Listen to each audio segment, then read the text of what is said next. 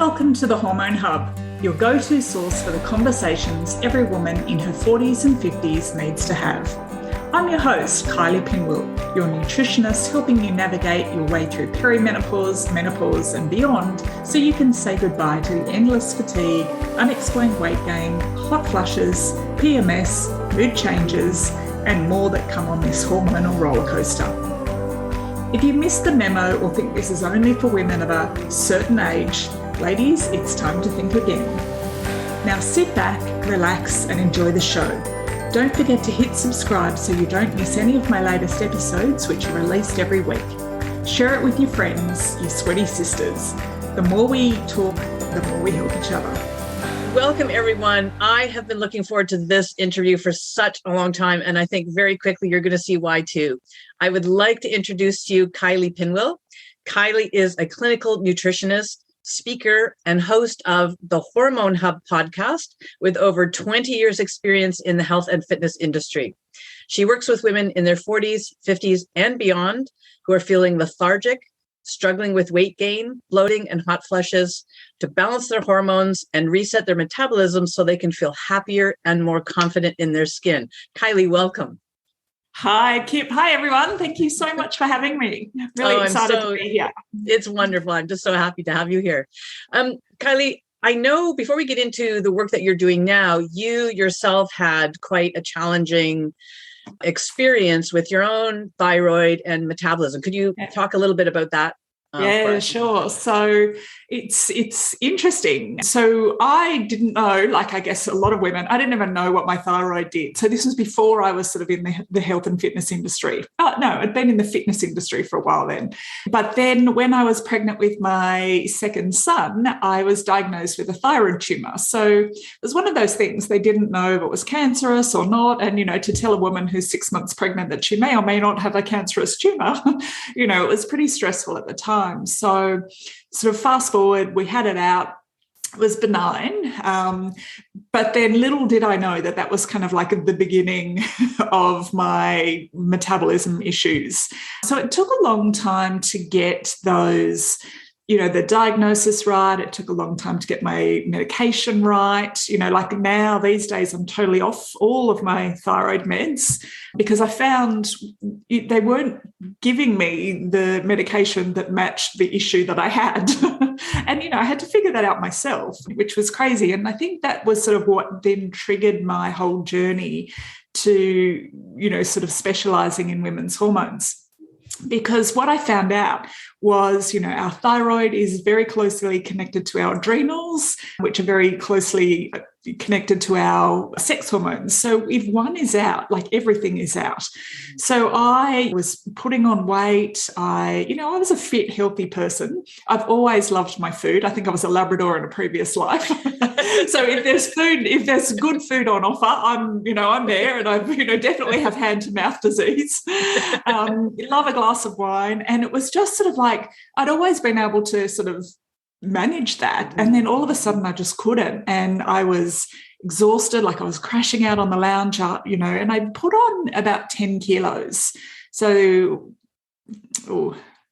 25 pounds, is that? Yep. Yeah, so but really quickly, and just my energy, was flatlined. I was losing hair. I was, probably not the nicest person to live with at the time. On reflection. But it took me ages. So I ended up getting my hormones. So I did all the things, I fasted.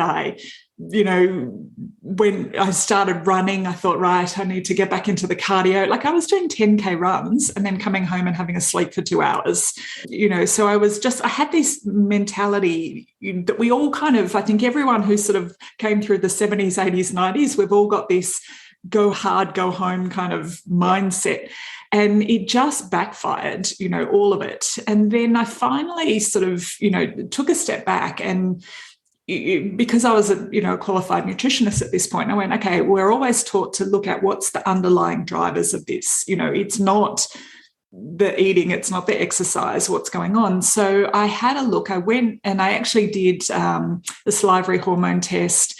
My estrogen was sky high. My progesterone was so low. My thyroid markers, I made my doctor do all of my thyroid bloods. And I know in the US, as well as Australia, UK, New Zealand, doesn't matter where we are, trying to get the right thyroid markers is next to impossible.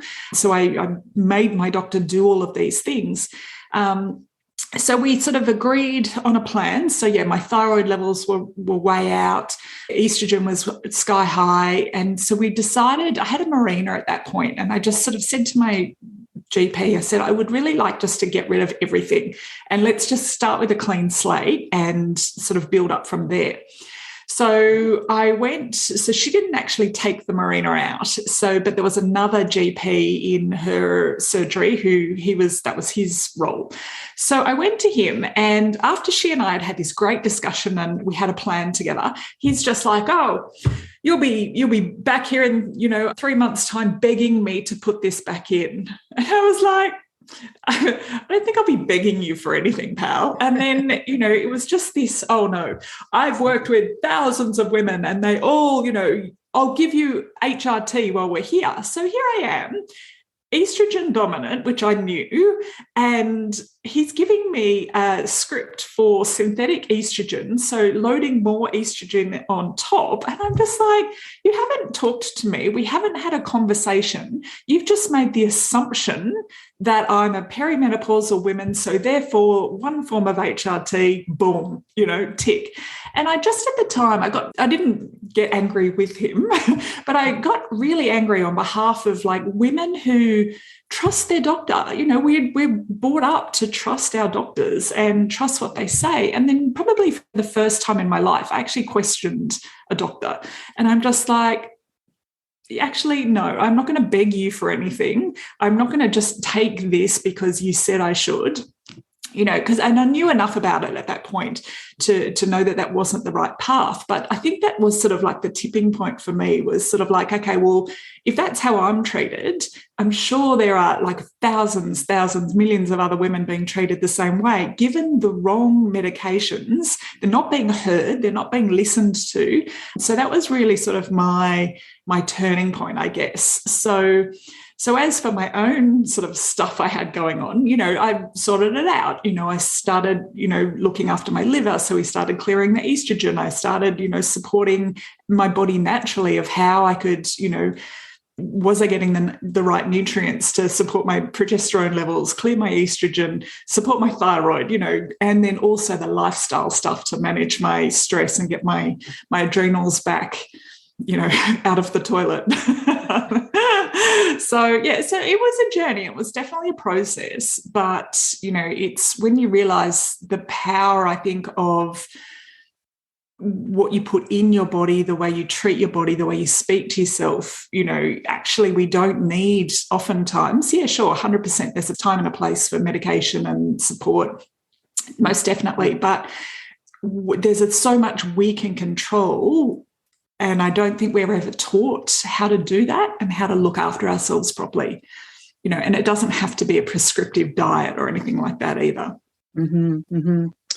Your story is so familiar, and I'm sure there are many, many women here on this masterclass that are nodding as I have been, because I didn't have a tumor, but my thyroid, I was diagnosed with hypothyroidism around age 45, about 15 years ago. Yeah. My doctor couldn't tell me why it was happening, what had caused it. She put me on a synthetic thyroid medication and just told me, take this, you'll be on it the rest of your life. And that was it, like run along. And for a year, I was in misery because the dose was either too high or too low. So I'd have to go back and have it recalibrated. And finally, I just said, I can't do this. I'm just taking myself off it. And at the same time, she would tell me, she said to me, we don't believe adrenal fatigue is a thing. And yet I am like you. I felt like I needed to sleep around the clock. And there was one point where I thought if the house was on fire, I couldn't get out of bed right now. And she also said that my sleep issues were in my head. So I did not feel supported by the medical profession in my community. So what can women do if they're not feeling that their doctors are giving them the health care that they need? And I think, would you say the women that you work with, do they know inside that it's not working somehow and they just haven't found what else they can do? What do you suggest to them? How do you help them? Yeah, I think like some women just come, they're just looking, they sort of know on some level that something's not right, and they might have been told, so they might have had their bloods done and they might have been told, very often, I've heard this is very common, that, everything's normal. Mm-hmm. But the problem is, when we look at blood work, it's done on, if we think of the bell curve that we all sort of used at school, and it's sort of this big bell curve. So this is normal. And also too, we only ever get blood work done when we're not feeling well. So the parameters and the average of normal is done on unwell people. So it's already skewed, but the levels are so wide and they keep getting wider and wider. So if you're sitting on the outside of these normal levels and you feel like rubbish, you can still be normal, but, you're not optimal. So I always look for women, or tell women to sort of, speak to sort of like a natural health care practitioner or someone who's versed in, definitely reading blood work. You don't want to diagnose yourself. We all do a lot of that too. But we want to be in that optimal range. So if you are well and you feel well and you're energetic and everything's working properly, it's because you're in that optimal range. And how often do we get told if, it's a little bit low, but we'll just wait and see? Yeah. I'm like, what exactly are we waiting for? Are we waiting for it to go outside of that normal level and then it becomes a diagnosable condition and then they can, give you the matching medication? And I think that's sort of very simplistically how the medical profession, is for a lot of women, and that's their experience. Mm-hmm. So what we want to do is sort of have a look at where you're sitting, bring you into that optimal level. So we're supporting your hormones so you feel well. We're not waiting until it becomes so out of control that it's harder, because the further out of normal you are, the harder it is to come back. So that's sort of one thing. But I think, and women tell me all the time, I've been to the doctor, I had the bloods done, everything's normal. So I think I'm going crazy. I think it's in my head. But it's really not. Like, your body better than anyone else. And if you don't feel well and if you think something's off, there's a good chance it is off. Mm-hmm.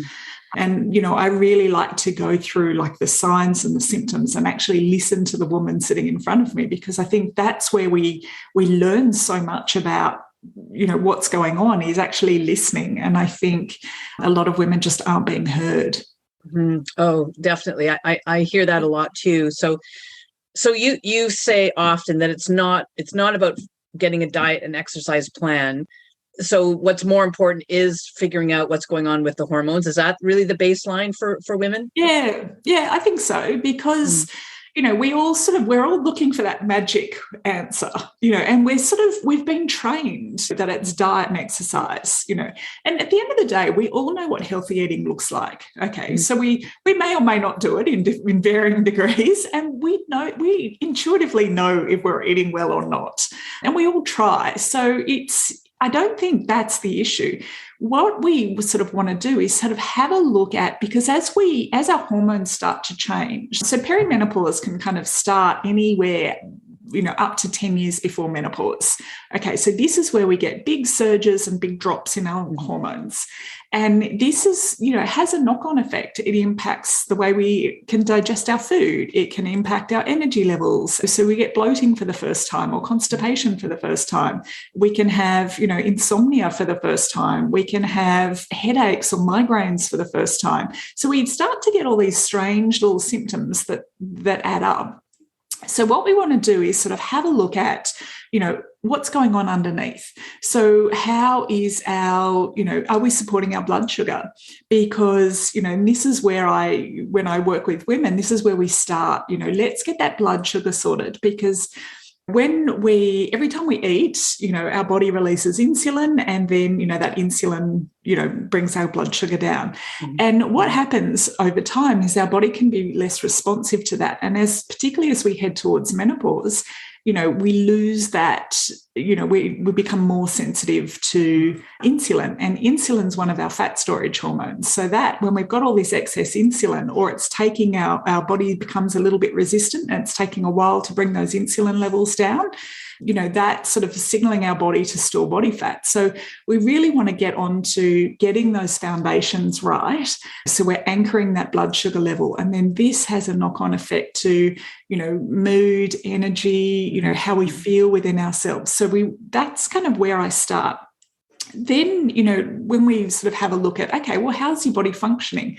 Are you absorbing the nutrients from your food, and are you eliminating everything properly? Because we could have the world's most perfect diet. We could be taking all the supplements, on earth. But if we're not absorbing them, we're totally missing the mark.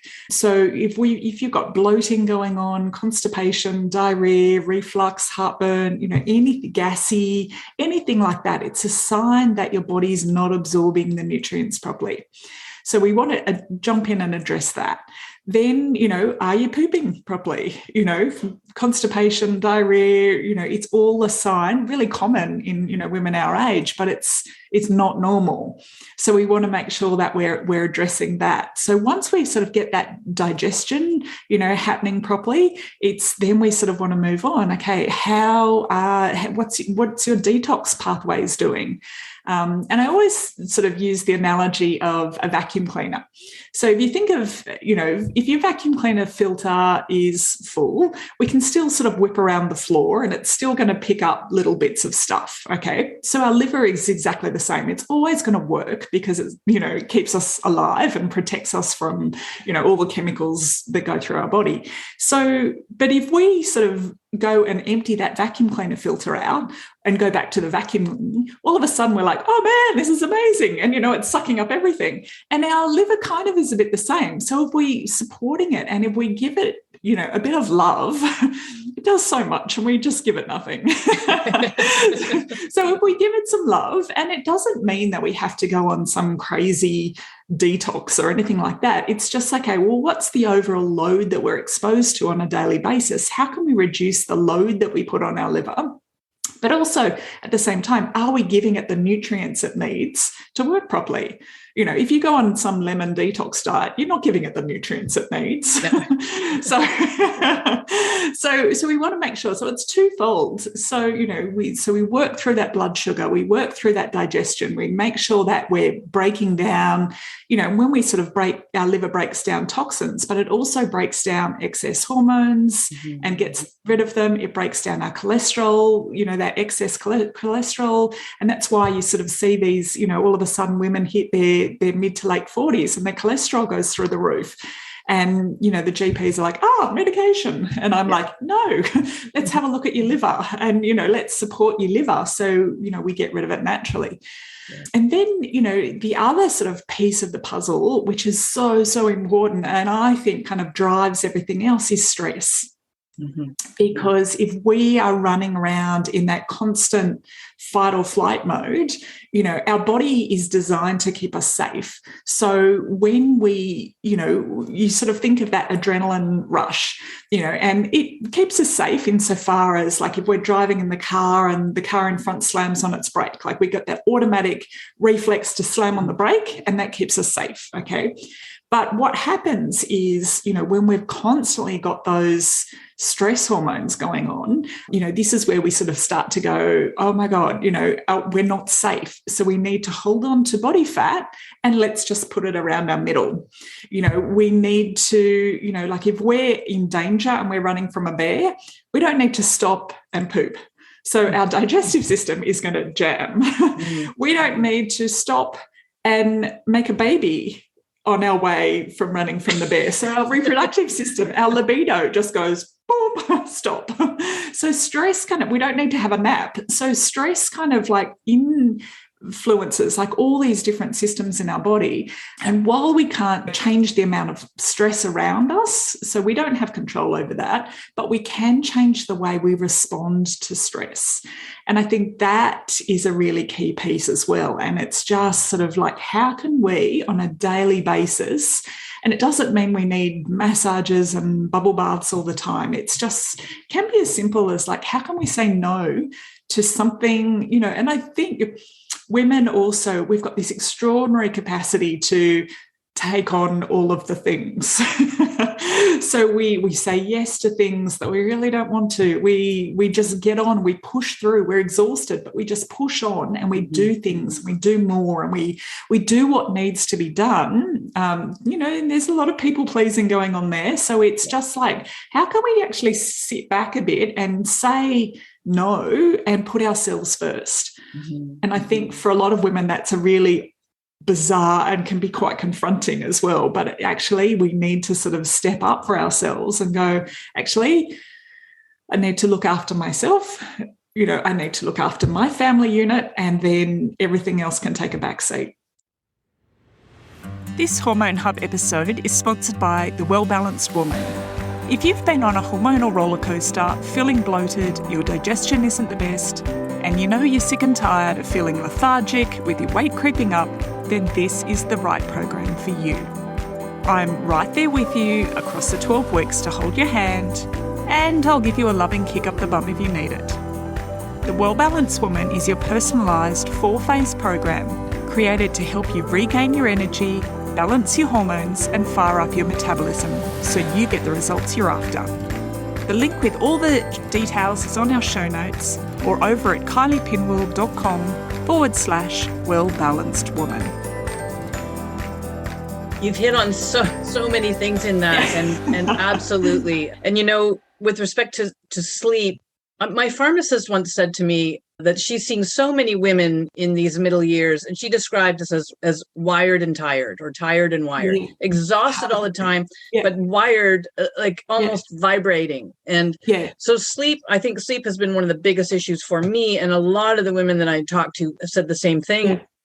And there are all kinds of websites or self-help sources that will talk about sleep hygiene.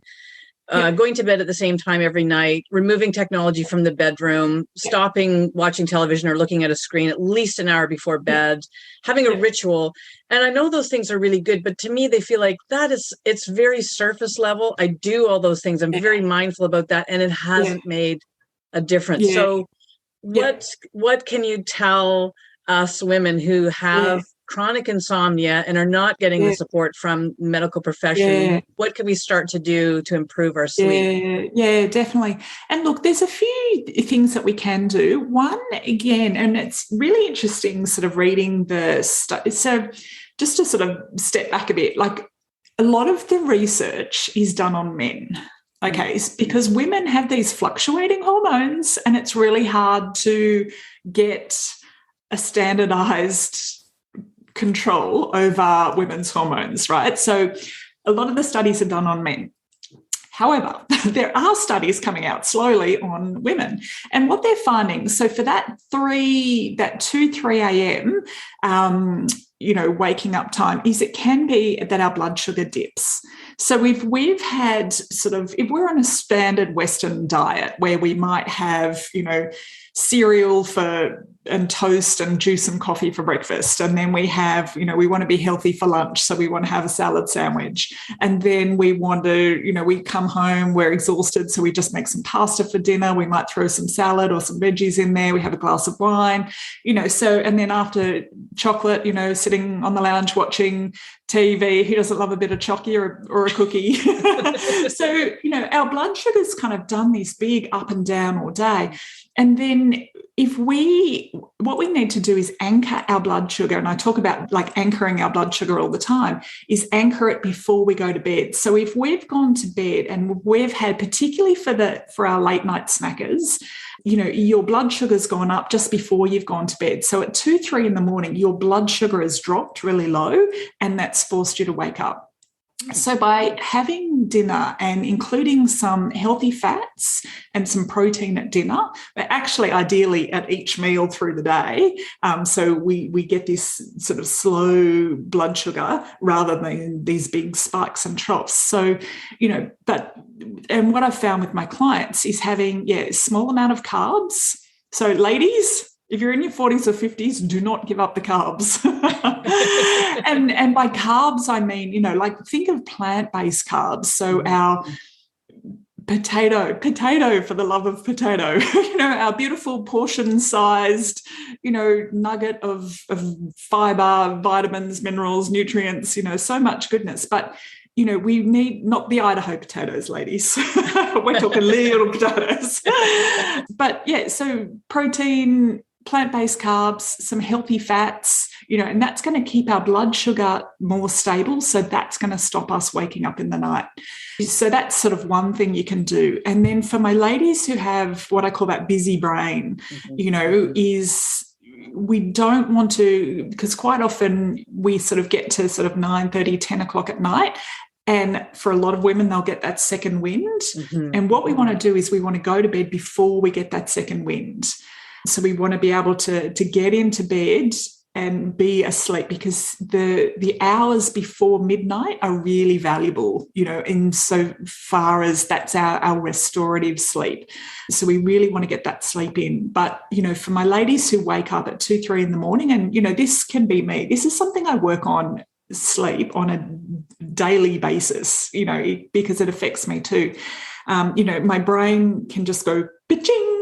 And then what I find really helpful, definitely no phones or devices in my bedroom, but I find it really helpful to get up and just do a brain dump. And I just write all the stuff in my head.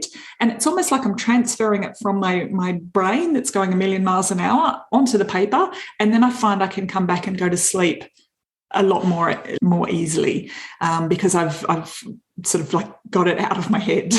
So will you actually get up and go to another room to do that, or you've just got a pen and you'll go to another room? I do. I've got a husband and he doesn't like me, and then there's the yes. So certainly, I do. Ideally I wouldn't, but because out of consideration for my bed buddy, I do get up and go to another. But I get up and go to the loo, and then I'll sort of do it in one swoop. But also too, I have like just little headphones that I pop in, and I'll just listen to sort of a meditation.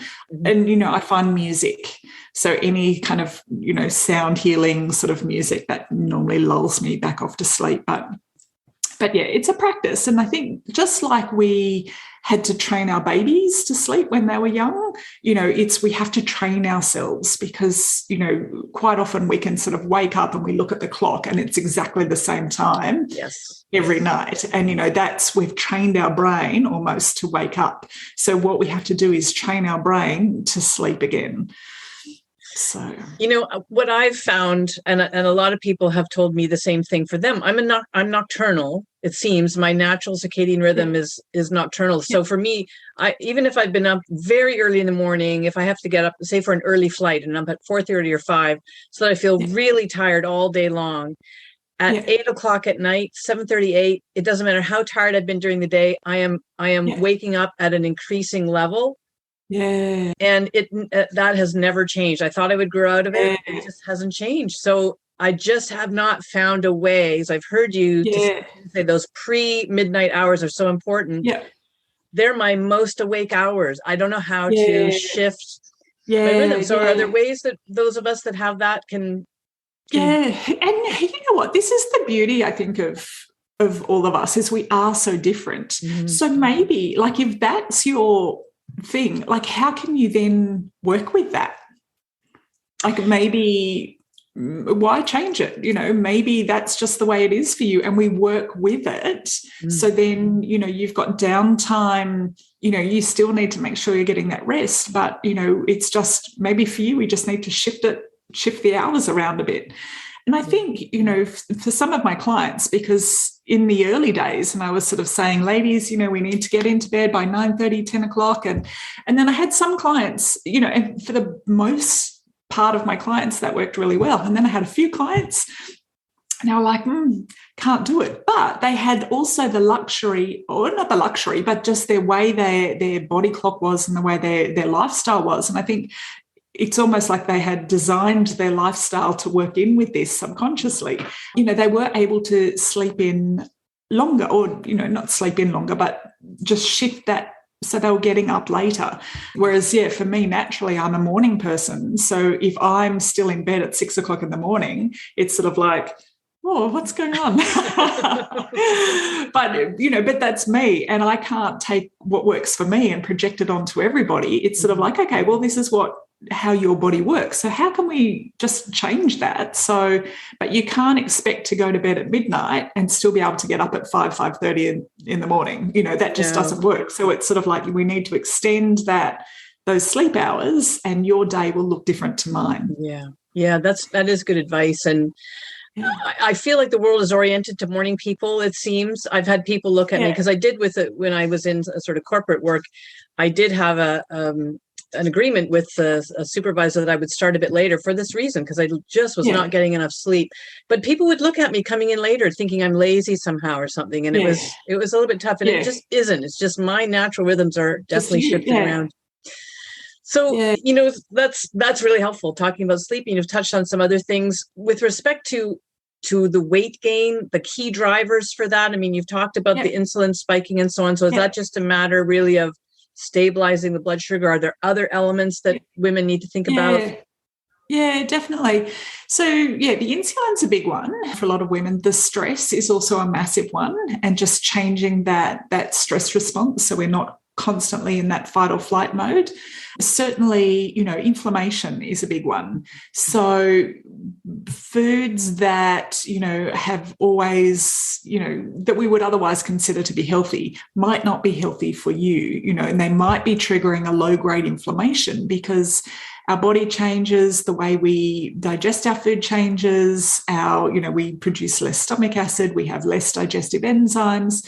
And it could be, and a lot of women kind of get into this pattern of, healthy eating. So they'll have the same thing day in, day out, and I do a food sensitivity test with every single woman that I work with.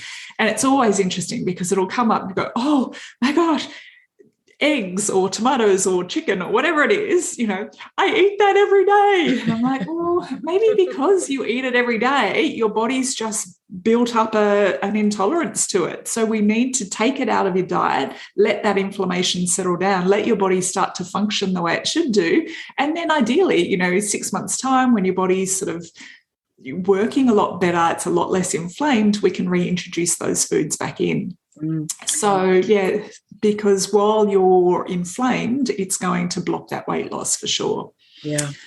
So, definitely. I'm thinking as you're talking, it's probably a good idea to keep a food journal and really monitor, not just day by day, meal by meal, food item by food item, because I feel that we lead such busy lives. We've gotten really good at ignoring the signals our body sends us. Yeah.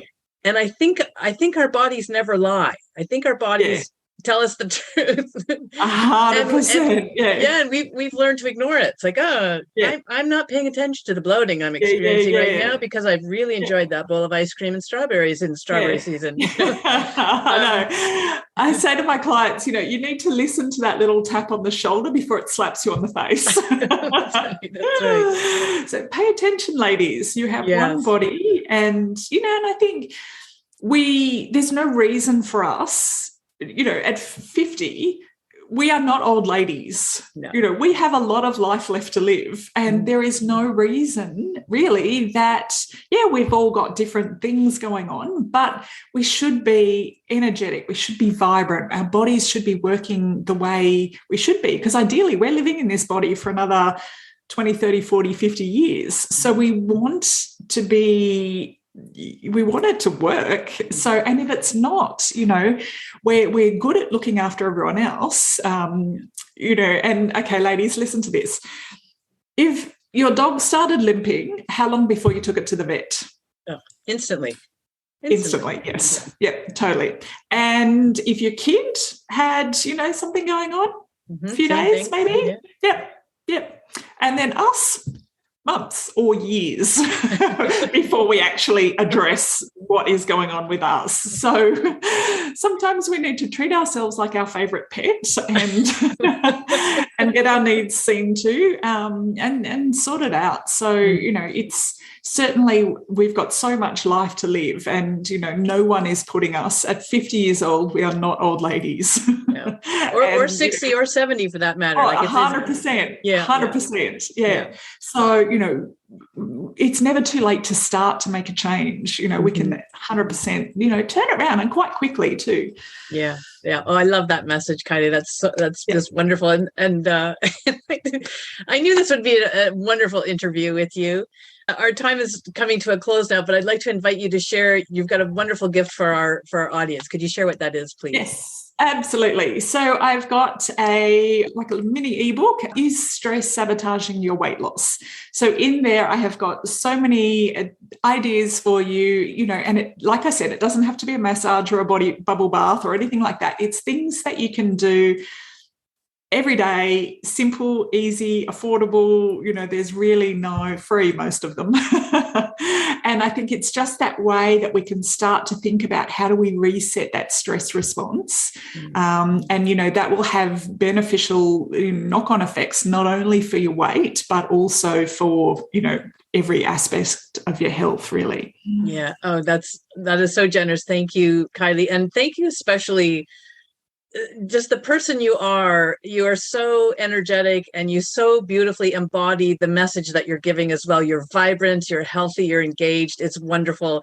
Thank you so much for doing this. I know we've all learned so much from you, and I'm very, very grateful that you took the time to share your wisdom with all of us. Oh, my absolute pleasure, Kip. Thank you for having me, and thank you for listening, everyone. I hope you enjoyed it. Thank you for taking the time to listen today. You can head on over to the show notes at kyliepinwell.com/podcast, where you'll find all the links, and I have a little bonus surprise waiting for you. Before we go, it would mean the world to me if you head on over to your favourite podcasts channel, subscribe and leave a review.